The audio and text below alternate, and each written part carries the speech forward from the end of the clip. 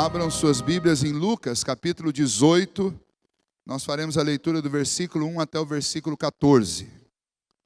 Como o tema da SAF é orai sem cessar, eu achei que esse momento seria um momento oportuno para nós, como igreja, todos refletirmos sobre a oração. Então, quero convidá-los a acompanharem em sua Bíblia a leitura do texto da palavra do Senhor. Lucas, capítulo 18, do verso 1 até o verso 14. Disse-lhe Jesus uma parábola sobre o dever de orar sempre e nunca esmorecer. Havia em certa cidade um juiz que não temia a Deus, nem respeitava homem algum. Havia também naquela mesma cidade uma viúva que vinha ter com ele, dizendo: julga minha causa contra o meu adversário. Ele, por algum tempo, não a quis atender, mas depois disse consigo: bem que eu não temo a Deus, nem respeito a homem algum.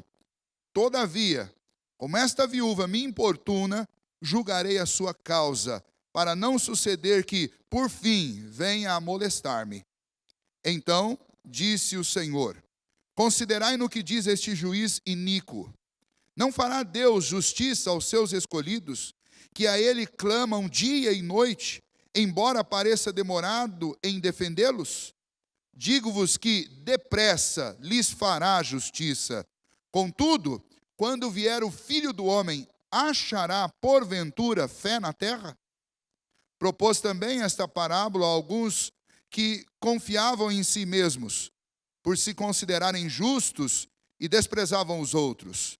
2 homens subiram ao templo com o propósito de orar, um fariseu e outro publicano. O fariseu, posto em pé, orava de si para si mesmo. Desta forma: ó Deus, graças te dou, porque não sou como os demais homens, roubadores, injustos e adúlteros, nem ainda como este publicano. Jejuo 2 vezes por semana e dou o dízimo de tudo quanto ganho. O publicano, estando em pé, longe, não ousava nem ainda levantar os olhos ao céu, mas batia no peito, dizendo: ó Deus, sê propício a mim, pecador. Digo-vos que este desceu justificado para a sua casa, e não aquele, porque todo o que se exalta será humilhado, mas o que se humilha será exaltado. Senhor bendito, fala conosco mais uma vez, nós te pedimos, em nome de Jesus. Amém. Vida de oração. A vida de oração que nós devemos ter. A vida de oração que nós precisamos ter. É sobre isso que eu gostaria de refletir com vocês nessa noite, pegando o gancho do tema tão apropriado, que é o tema do quadriênio da SAF. Orai sem cessar. Nós precisamos de vida de oração.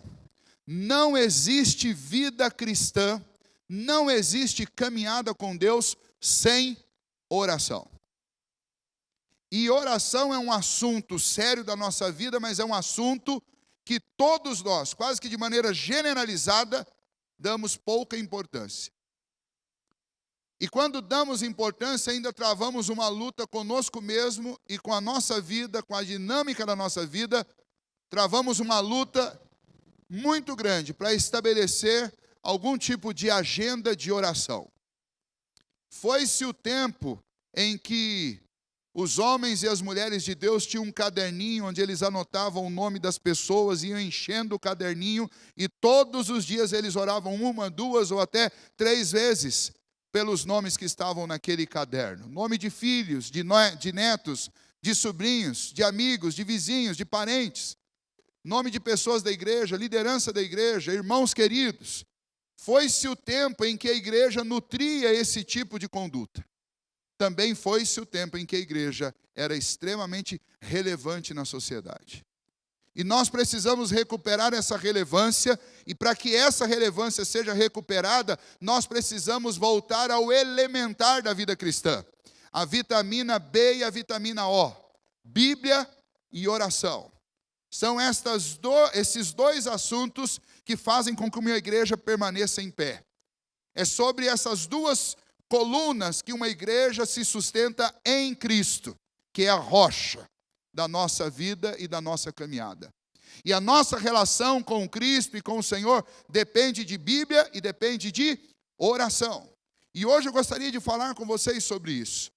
As parábolas que foram contadas por Jesus, todas elas trazem uma história para ilustrar um princípio espiritual importante. E Jesus, ao proferir essa parábola, ele já dá o sentido especial dessa parábola, ele já dá a explicação da parábola, o motivo pelo qual ela foi contada. Veja, se você observar o versículo 1, está bem claro lá. Disse-lhe Jesus uma parábola sobre o dever de orar sempre e sem esmorecer. E então a pergunta para iniciar esse momento de reflexão para nós é: qual a importância da oração na sua vida? Que importância você tem dado à oração e à busca pelo Senhor? Nós temos grandes exemplos na Bíblia, eu quero relembrar alguns deles com vocês, de homens que tinham uma vida constante de oração e através deles Deus fez obras extraordinárias. Mas especialmente pensando no Evangelho de Lucas, que é o Evangelho que nós estamos usando, se você for olhar o Evangelho de Lucas com muito critério e for estudar esse Evangelho, você vai descobrir que este Evangelho é sobre Jesus, com uma ênfase muito especial na oração. E o Evangelho já começa exatamente com uma resposta de oração. Quando Lucas faz o cabeçalho do Evangelho que ele está escrevendo, lá no capítulo 1, nos primeiros versículos, ele diz que este é um relato sobre os eventos acontecidos naqueles dias, sobre a vida do Senhor Jesus, que ele estava fazendo de forma em ordem, criando uma narrativa cronológica daquilo que Cristo fez, para Teófilo, que era alguém que tinha acabado de crer no Senhor e precisava conhecer a respeito da vida do Senhor Jesus. E então Lucas começa a narrativa, e ele começa dizendo: havia um sacerdote chamado Zacarias. E Zacarias orava ao Senhor, por 2 motivos, todos os dias, insistentemente, mês após mês, ano após ano. Zacarias queria ver o Messias prometido de Deus. E Zacarias também queria ter um filho. E o texto diz, Lucas começa: Deus ouviu a oração de Zacarias. E Zacarias então foi abençoado por Deus. E quando ele recebeu não só a promessa sobre o seu filho, mas também a promessa sobre o Messias, o coração dele se alegrou diante de Deus, e foi dito por um anjo a Zacarias: as suas orações foram ouvidas. O Evangelho de Lucas é sobre oração. É sobre a vida de oração do povo de Deus, que clamou por um Messias, e Deus o ouviu e lhe atendeu. O Evangelho de Lucas dá ênfase especial às vezes que Jesus vai falar sobre oração. Mostra a própria vida de oração do Senhor Jesus. E Jesus orava, e orava muito. Orava todos os dias, insistia em oração. E ele, sendo filho de Deus, ainda assim sabia da necessidade que todo homem tem de orar. E se o nosso Senhor Jesus tinha necessidade de orar, imagine cada um de nós. Então oração é um assunto fundamental, meu irmão. Oração é um assunto a respeito do qual a sua vida ou levanta ou cai. E a gente precisa entender isso.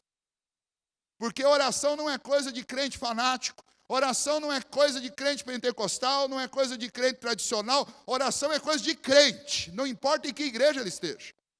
Oração é coisa de gente que teme a Deus e crê no Senhor Jesus.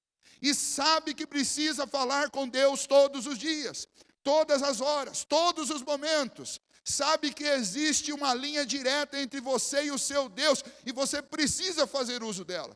Sabe que o modo pelo qual Deus escolheu agir neste mundo é através da oração do seu povo. Às vezes a gente faz aquelas perguntas assim que não é para ninguém dar resposta, porque a gente sabe a resposta. Por que será que Deus não tem curado os cegos? Por que Deus não tem levantado os paralíticos? Por que coisas extraordinárias não estão acontecendo no meu tempo? E a gente logo responde: porque não são os propósitos de Deus. Essa é a resposta teológica. Mas junto com os propósitos de Deus, com a soberania de Deus, existe também a responsabilidade dos homens. E ao invés da gente jogar a culpa na soberania de Deus, a gente devia olhar para o nosso lado e ver o seguinte: mas será que nós estamos orando como esse povo orava lá atrás? Será que nós estamos clamando como esse povo clamava lá atrás? E é precisamente sobre isso que essa história fala. A história tem duas parábolas. A primeira delas conta a história, que deveria ser muito comum isso, a história de um juiz corrupto. Já viu um juiz corrupto? Não existe isso hoje em dia. É só lá nos dias de Jesus que aconteceu isso. Tinha juiz lá que aceitava suborno, coisa que não existe hoje. Graças a Deus nós estamos livres disso. E esse juiz, só para você entender, na época de Jesus não existia um fórum, nem tribunais, prédios, construções que serviam a esse propósito. Os juízes que trabalhavam, eles trabalhavam em regiões, ou às vezes numa mesma cidade. Nessa daqui, talvez esse camarada era muito conhecido, porque não é citado o nome, nada sobre ele. Estes juízes faziam o seguinte: diariamente eles armavam uma tenda, numa praça, num local público. Eles tinham lá seus assistentes, e as pessoas que tinham causas que precisavam ser resolvidas, procuravam esse juiz, vinham até ele. Mas o que acontece é que esse juiz, que é descrito claramente no texto como um juiz iníquo, ele trabalhava e cuidava das causas das pessoas que tinham condição de passava de vista aqueles mais necessitados, aqueles que não tinham voz, né? Que não tinham voz, e ouvia aqueles que tinham muita voz. E então imagine que esse juiz devia ter lá uns 5, 6 assistentes, e esses assistentes ficavam fazendo aquele serviço da fila, sabe? Quando você está na fila, chega alguém: o que você está precisando? Qual que é o seu negócio? E então pegava as causas mais robustas, aquilo que poderia render alguma coisa, e então ele dava atenção para isso. Mas conta-se, e o Senhor Jesus contou, que aquele juiz estava sendo importunado por uma viúva. Uma viúva que tinha uma causa, tinha um adversário, nós não sabemos que causa é essa, mas pelo simples fato de ser descrito como uma viúva, significa que era uma mulher que tinha grandes necessidades. Ela já não tinha um marido, provavelmente ela tinha filhos para cuidar, e ela não tinha como subornar esse juiz, senão ela não precisaria ficar gritando lá de longe. Mas a história é que essa viúva chegava lá de longe, talvez do fim da fila, e gritava: juiz, juiz, julga a minha causa. Imagina que o juiz devia olhar para o lado, para os assistentes, e falar: resolve esse negócio lá. E os assistentes olhavam, mas, né? Passava um dia, chegava no outro dia, está lá o juiz lidando com a causa do pessoal que dava uma ajuda para ele, um esquenta lá na sua dispensa. E novamente a viúva: juiz, julga a minha causa. E os assistentes do lado, eu imagino a cara desses assistentes. Deve saber aquela cara de pamonha, né? Fica ali do lado, não sabe muito bem o que fazer. E juiz, já viu o juiz? Gente importante, quando fica bravo, né? Fica: resolve sei lá, resolve sei lá. E isso foi se repetindo dia após dia. E o Senhor Jesus diz que aquela mulher importunava aquele juiz, pedindo que ele julgasse a sua causa. Num dado momento, tem uma declaração a respeito desse juiz. A declaração é que o juiz diz consigo mesmo: todo mundo sabe que eu sou um homem que não temo a Deus. Já imaginou uma pessoa dessa? Uma pessoa que declara: eu não tenho temor a Deus. E aliás, eu não temo nem a Deus, nem a homem algum. Esse é o tipo de gente, arrogante. Arrogante.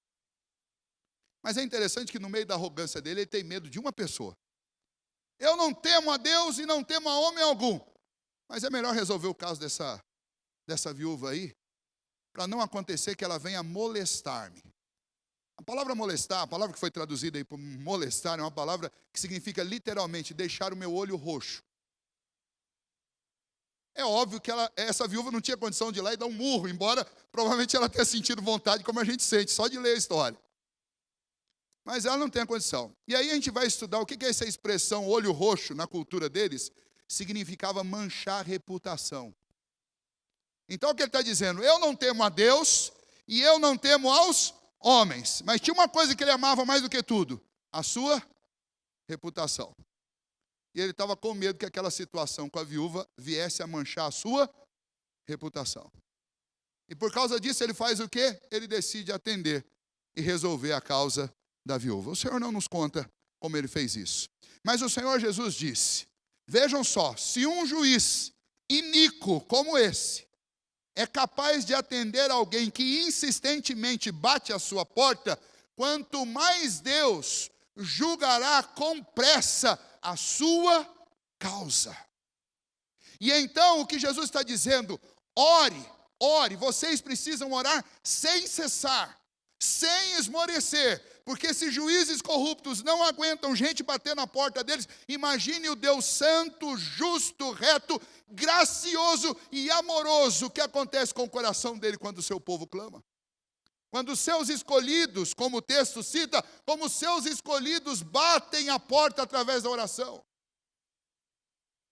A segunda parábola que ele conta nesse texto que nós lemos também, é a parábola de uma pessoa que estava orando, mas estava orando com a motivação e com a confiança errada.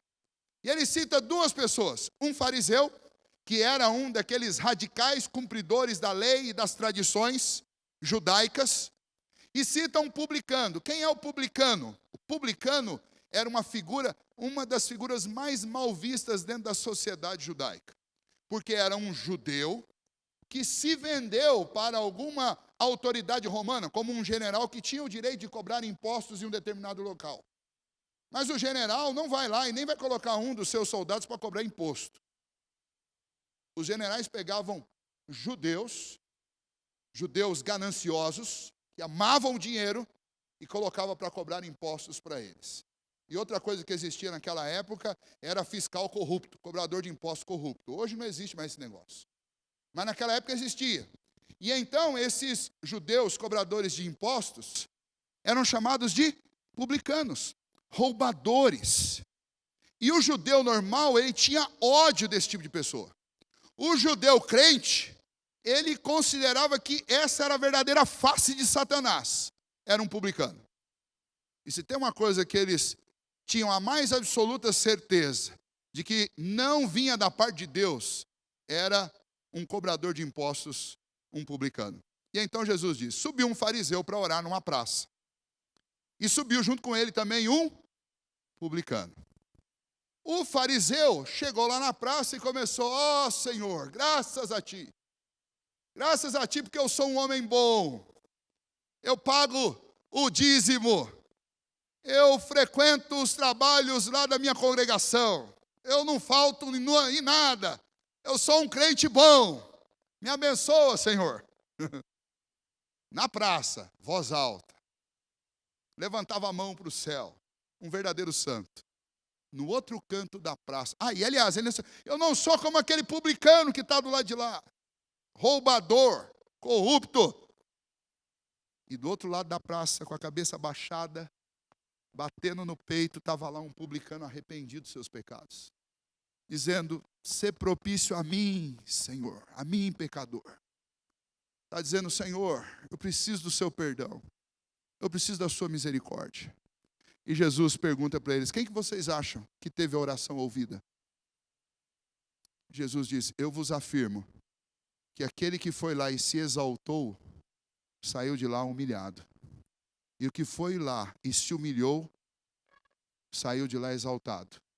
Porque os exaltados serão humilhados, e os que se humilham serão exaltados. Jesus está falando sobre oração com eles, sobre a vida de oração que aquele povo precisa ter. E o que Jesus nos ensina então sobre esta vida de oração que nós precisamos ter? Primeiro, Jesus nos ensina que nós devemos orar sempre, sem esmorecer. Orar sempre sem esmorecer. Significa que eu tenho que orar quando? No domingo? Domingo. Na segunda? Segunda. Na terça? Terça. Na quarta? Quarta. Todos os dias. De manhã? De manhã. Na hora do almoço? Na hora do almoço. De tarde? De tarde. Às 7? Às 7. Às 8? Às 8. Às 9? Às 9. Orar sem cessar. E o apóstolo Paulo vai repetir isso, e é o que a nossa SAF tem repetido dentro da igreja, e a igreja precisa ouvir, e nós precisamos ouvir: orar sem cessar. Por quê? Primeiro, porque oração é uma ordem dentro das Escrituras. Deus não deu oração, o dever de orar para nós, como uma opção de vida. Pastor, lá na igreja tem aquele pessoal que ora mais. Gente, essa declaração é a declaração de incompetência. A gente fala assim, não tem o pessoal da igreja que gosta mais de orar. O meu negócio é outra coisa. Você está declarando sua incompetência diante de Deus. E é óbvio que a gente deve reconhecer que nós somos falhos e pecadores diante de Deus. Mas quando a gente admite e concorda que a gente não faz uma coisa que deve fazer, isso está muito longe de ser uma confissão. Isso está muito mais parecido com um comodismo irresponsável. A palavra do Senhor diz, orai sem cessar. Irmãos, não, a nossa vida cristã não vai para frente sem oração. É orar sempre, não é um dia, é orar porque é uma ordem. O apóstolo Paulo coloca isso no imperativo, lá em 1 Tessalonicenses 5,17. Orai sem cessar. O verbo está no imperativo, orai. É uma ordem. Por que eu tenho que orar sempre? Porque é uma necessidade. Mateus 25:13, o Senhor Jesus disse, vocês têm que orar, orem, vigiai, pois, porque não sabeis nem o dia nem a hora, você não sabe quando o Senhor vem. Você tem que estar em oração, e aliás Jesus disse, será que quando eu voltar eu vou achar fé na terra? E ele não está falando de fé salvadora, não, porque ele mesmo já afirmou que muitos se perderão, mas um remanescente permanecerá, então ele não pode estar falando de fé salvadora. Ele está falando desse tipo de fé, que ora, que faz você dobrar o joelho, faz você pedir ao Senhor coisas, confiar no Senhor, depender do Senhor. E Jesus está olhando e está fazendo uma pergunta retórica para ele. Será que quando eu voltar, haverá alguém aqui com fé, orando e pedindo coisas que não são naturais?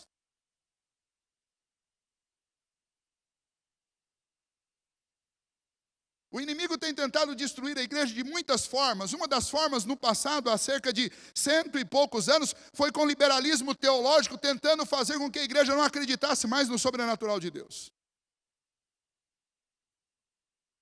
E a gente lutou contra esse negócio, mas parece que eles conseguiram colocar isso na mente do povo de Deus.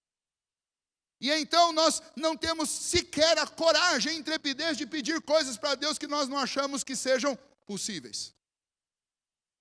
A gente colocou limites em Deus. Perceberam isso? Então a gente ora por tudo, mas não dá para orar por um câncer. Não, por quê? Porque a medicina diz que não tem cura. Então a gente não pede. A gente não ora por pessoas que são pacientes terminais. Por quê? Não, porque a medicina já diz que eles não vão acordar. Eles não vão levantar. E a gente não ora. E Jesus diz o contrário. Orai, orai sem cessar. Orai sem jamais esmorecer. Peça como aquela viúva, vá todos os dias, insista, clame ao Senhor, porque isso é uma necessidade de cada um de nós. Nós não sabemos o que vai acontecer daqui meia hora, por isso hoje, agora, nesse instante eu preciso estar em oração. Eu não sei o que vai acontecer amanhã, por isso eu preciso orar hoje. Eu não sei o que vai acontecer essa semana, por isso eu preciso clamar hoje. Amanhã eu não sei o que vai acontecer no fim do dia, eu tenho que começar o dia orando. Eu não sei o que vai acontecer, eu preciso do Senhor, eu dependo do Senhor, eu dependo da força dEle, eu dependo do poder dEle, eu dependo de uma resposta dEle, então eu tenho que orar sempre. Você já percebeu que a gente fica reclamando dos problemas da nossa vida com um, com outro, e poucas vezes a gente para falar com Deus? Nem que seja para com toda reverência, como fez Davi, reclamar. Ó Senhor, não estou murmurando, o Senhor sabe do meu coração que eu temo e amo o Senhor, mas por que, Senhor? Abre os céus para mim. O Senhor Jesus quer que você faça isso, Deus quer que nós façamos isso, porque foi este o modo que Deus escolheu para fazer coisas tremendas nessa terra, através do clamor do seu povo, através das orações do seu povo. Então a vida de oração que nós devemos ter é uma vida de quem ora sempre.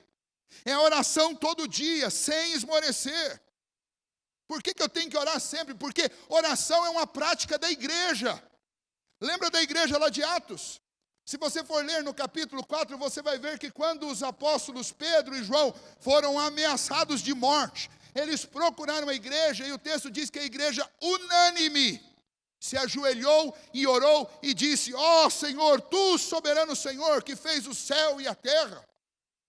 E eles pediram: Senhor, olha para as ameaças deles e concede-nos intrepidez para que a gente continue pregando o evangelho. Enquanto o Senhor vai fazendo curas, sinais e maravilhas.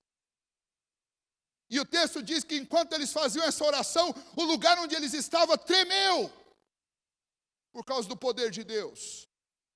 Mais à frente, Pedro é preso. Lá no capítulo 12, nós encontramos Pedro preso. E enquanto Pedro estava preso, a igreja orava.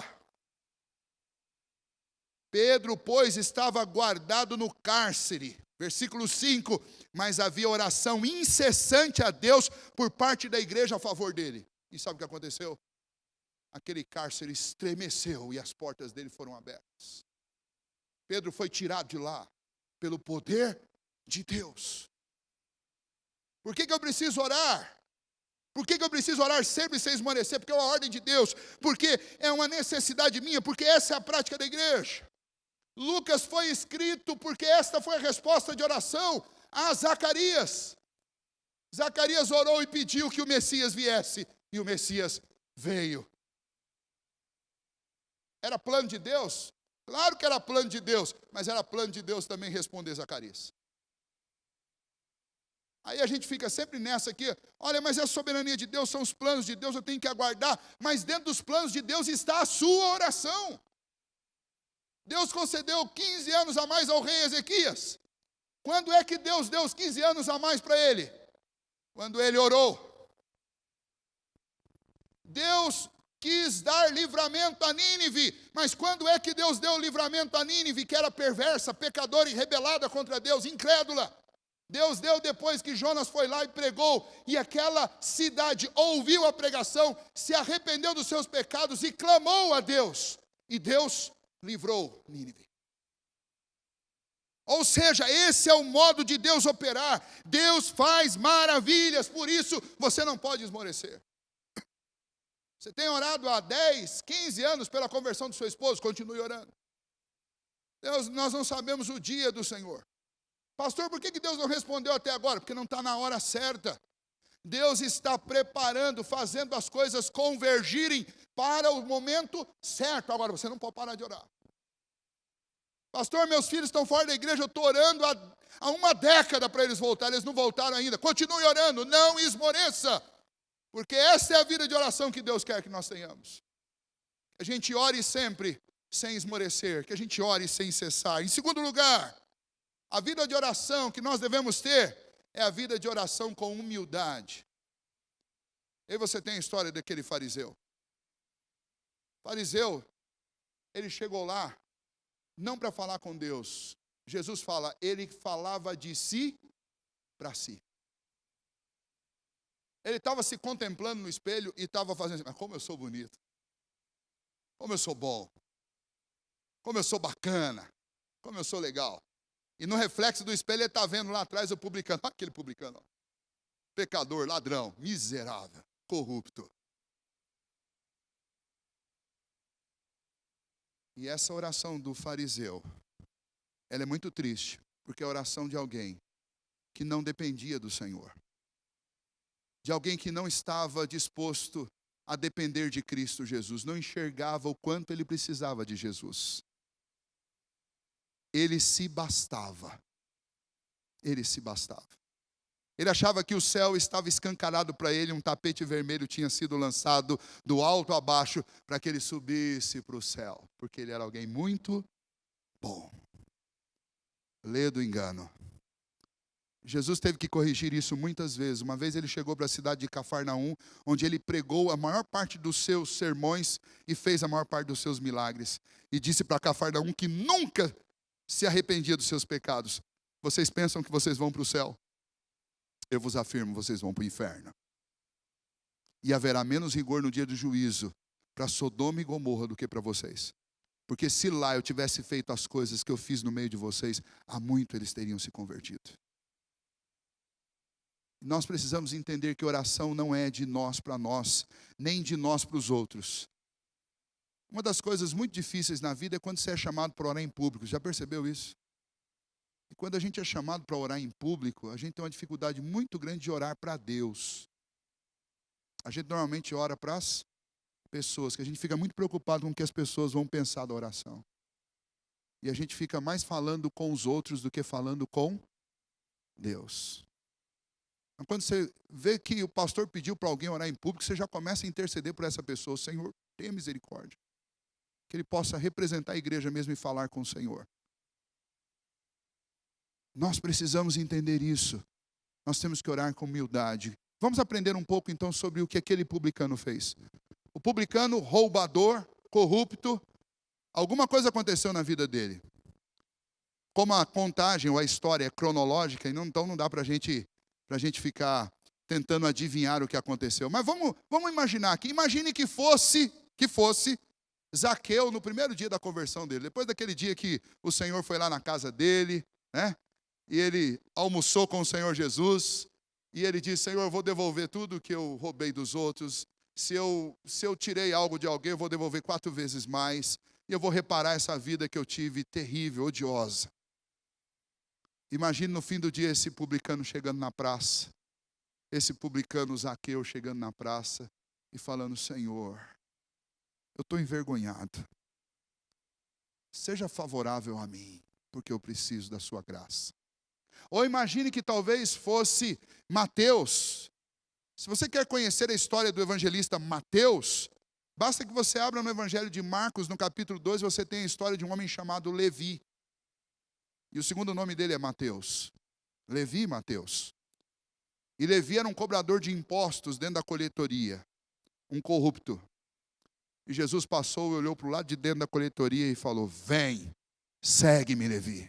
E na mesma hora Levi saiu de lá e foi seguir Jesus.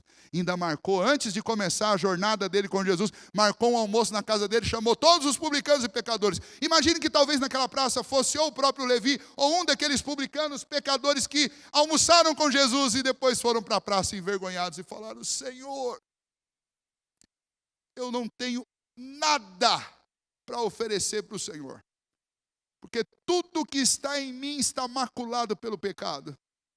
Então, Senhor, eu só posso contar com uma coisa: com o teu favor, com a tua graça. É assim que nós devemos orar, irmãos. Não adianta eu chegar lá e falar: Senhor, eu tenho 20 anos de igreja. O Senhor sabe que durante esses 20 anos eu não falhei no dízimo um domingo sequer. Um mês sequer. Deus não se impressiona com as nossas coisas. Deus não se impressiona. Então, quando nós oramos, nós devemos orar com humildade. Orai sem cessar e sem esmorecer. Esse é o nosso dever.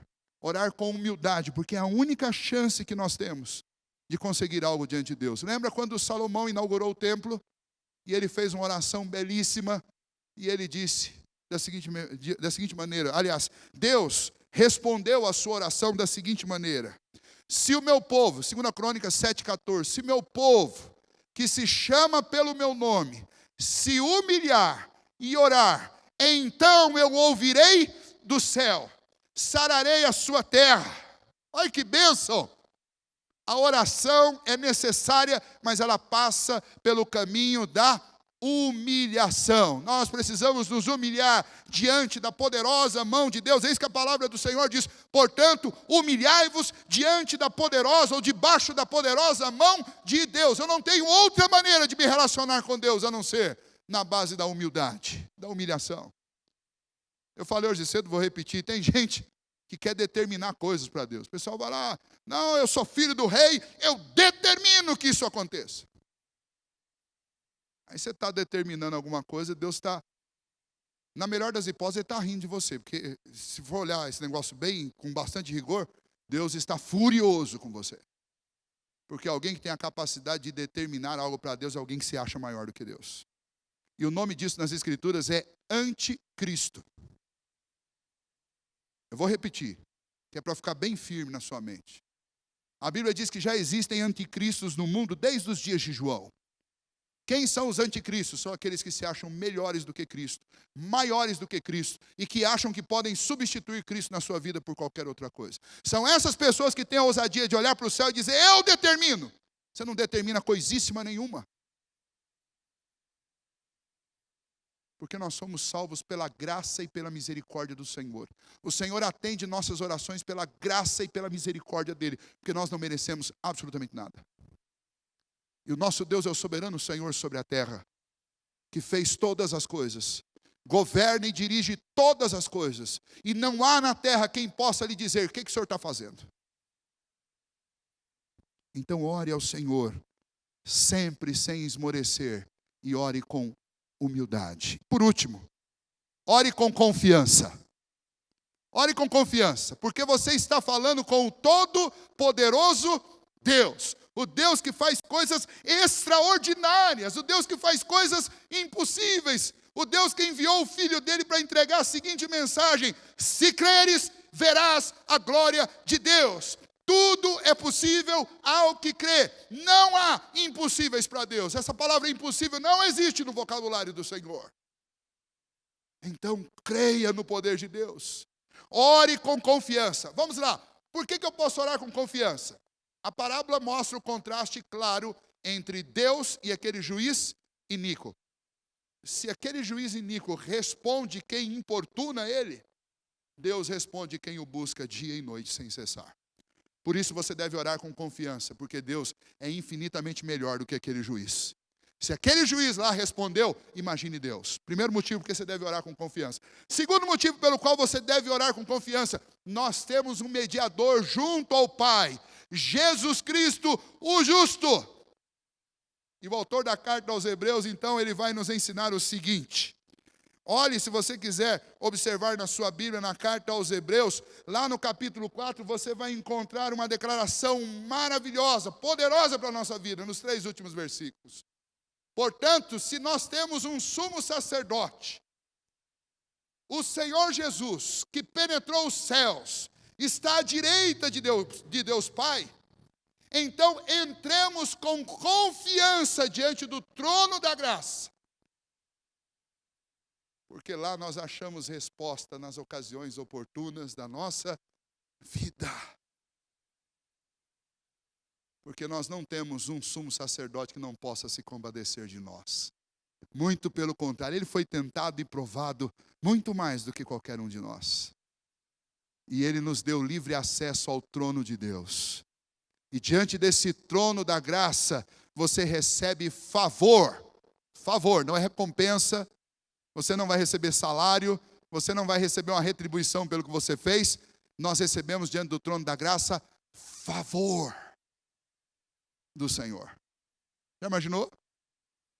Já viu quando a gente marca, ou alguém marca para a gente uma audiência, você vai comparecer diante de alguém importante, o que a gente faz? Primeira coisa que a gente faz, você vai lá, toma um banho, né? Toma aquele banho, penteia o cabelo, quem tem para pentear,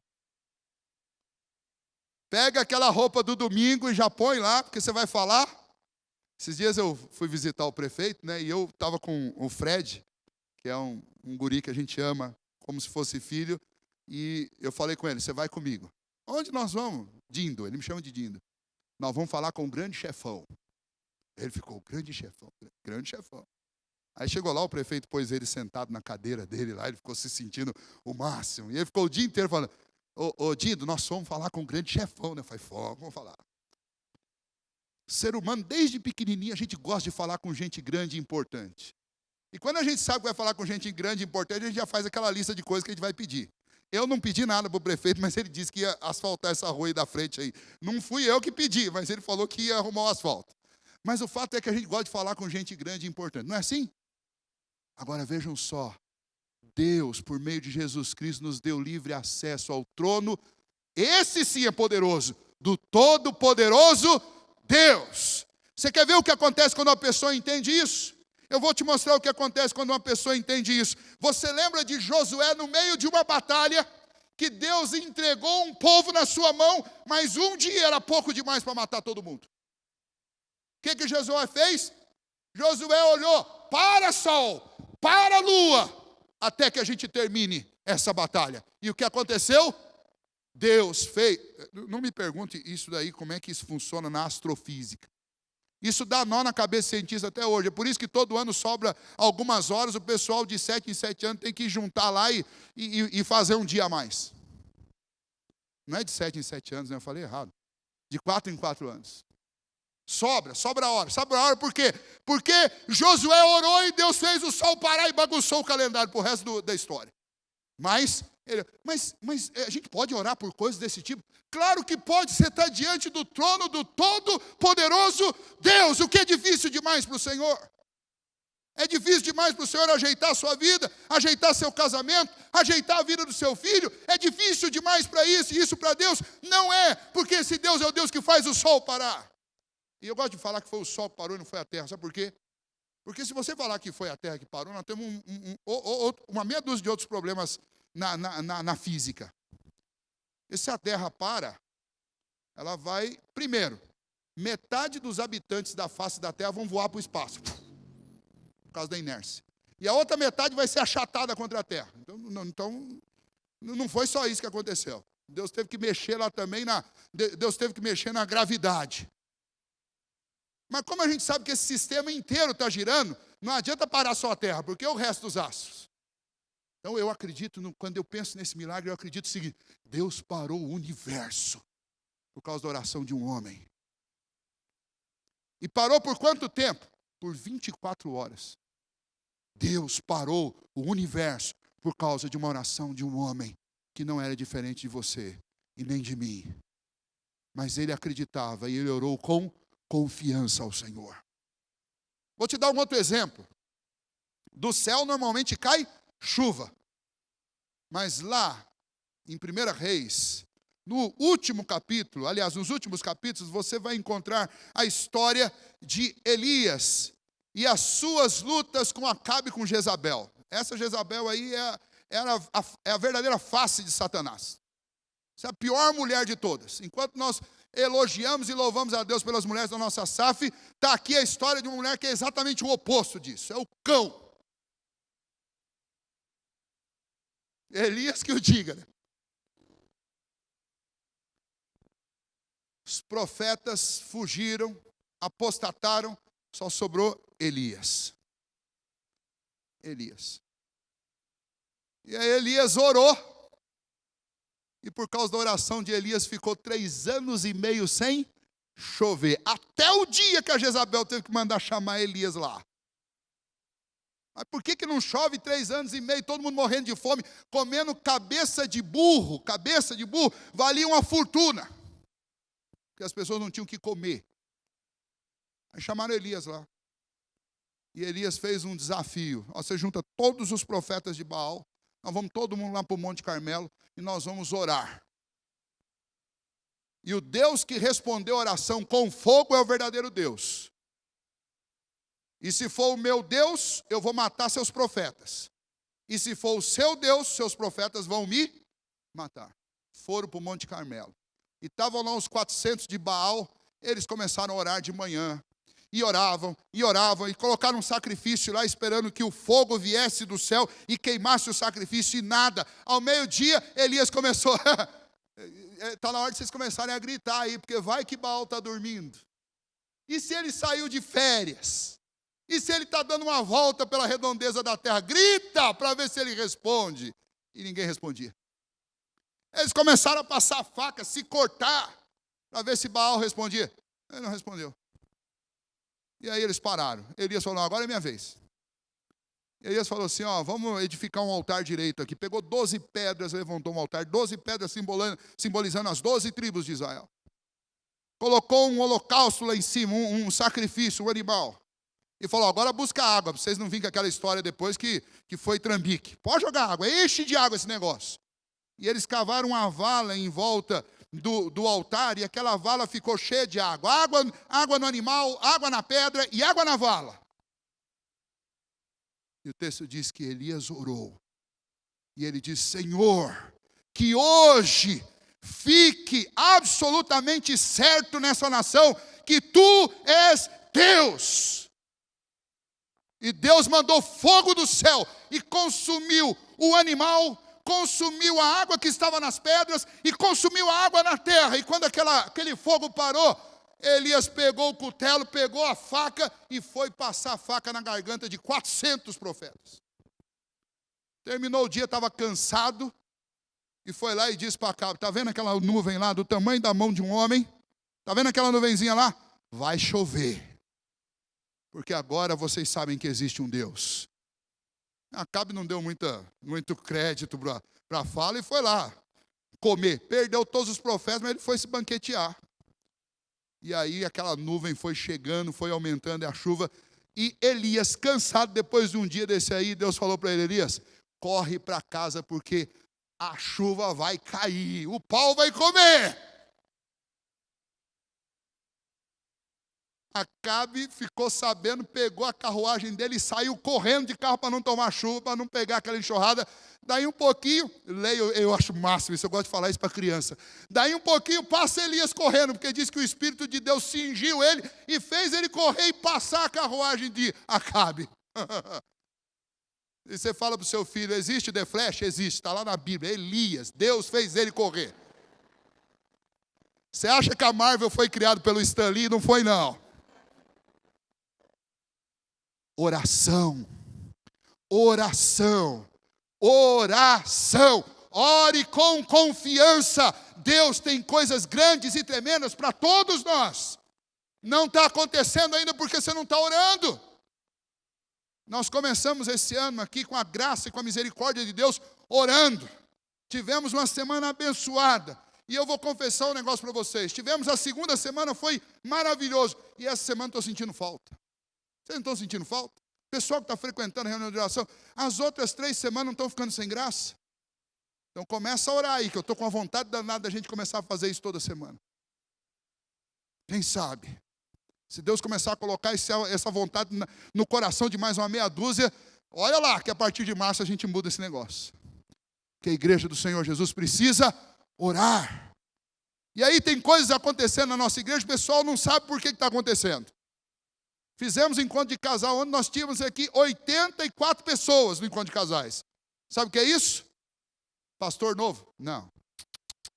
Isso é oração. É a oração de quem esteve aqui intercedendo a Deus. Hoje nós tivemos uma classe de jovens, tinha 12 jovens lá, solteiros, hein? Eu estou atrás dos solteiros, os casados já estão com a vida encaminhada. Estou atrás dos solteiros. Quem é solteiro aí? Levanta a mão para mim. Olha o pessoal da galeria aí, tudo solteiro. Eu tenho 2 desejos em relação a vocês. Primeiro, que vocês frequentem a sociedade interna e a escola dominical. Segundo, que vocês casem tudo. Eu adoro fazer casamento. E nós estamos orando por vocês. Você que é solteiro, jovem, nós estamos orando por vocês, porque nós queremos que Deus guarde a vida de vocês, para que vocês amem mais a Deus do que a qualquer outra coisa.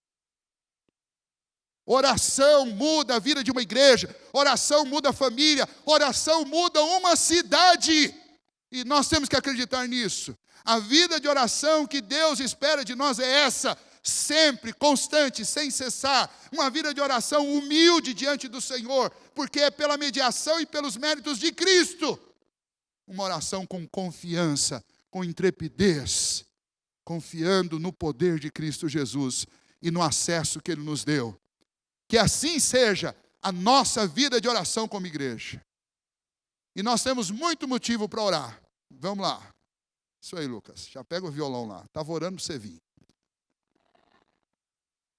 Nós temos muitos motivos para orar, irmãos. Uma dica prática que eu quero dar para vocês é o seguinte. Faz o caderninho de novo. Nós temos que voltar para o caderninho.